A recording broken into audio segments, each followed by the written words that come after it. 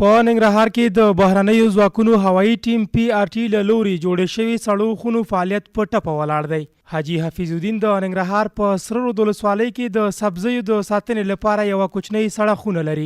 هغه وایي په لمریزې برېښنا چلیدونکې دا خونه ورته څو کاله وړاندې پی آر ټي جوړه کړې وه، خو اوس دغه ولاړ حالت ته ورسېده. نوموړی وایي پر سړه خونه لګېدلې پیسې بې ګټې وې. 3 کاله چوکیدار ته مونږ تنخواه ورکړل، هغه هم بې ځایه و چې اوس مولد یې د منځه تللی دی. مونږ خپله شخصي پیسو باندې مولد اخیستی، هغه هم اوس غیر فعال پروت دی، مطلب کار ته یې نشو اخیستی. پی آر ټي څو کاله وړاندې د دغه ولایت په 6 ولسوالیو کې ورته سړې خونې جوړې کړې، خو ټولې له کاره ولیدلې دي.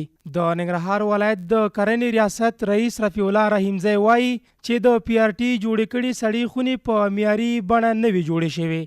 دغه سړې خونې په معیاري شکل سره نه وي جوړې شوې، البته یو څو سولر تختې او یو څو بطرۍ په وسیله چې هغه په هېڅ صورت نشو کولی چې د سبزیجاتو سړې خونې په توګه ورڅخه په دوامداره توګه استفاده وکړي.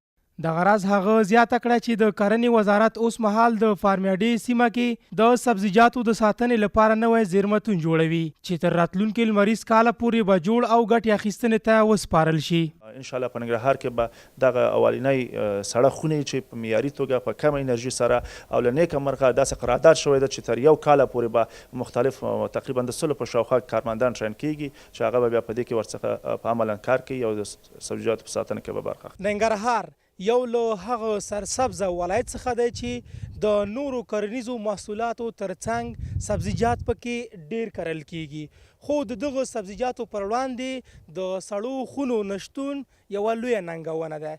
بزګران وایي که حکومت د سړو خونو په جوړولو کې د دوی لاسنیوی وکړي نو سبزیجات به د دوی د عایداتو یوه ښه سرچینه وي. فقیر محمد فقیرزی، انعکاس راډیو تلویزیون، ننګرهار.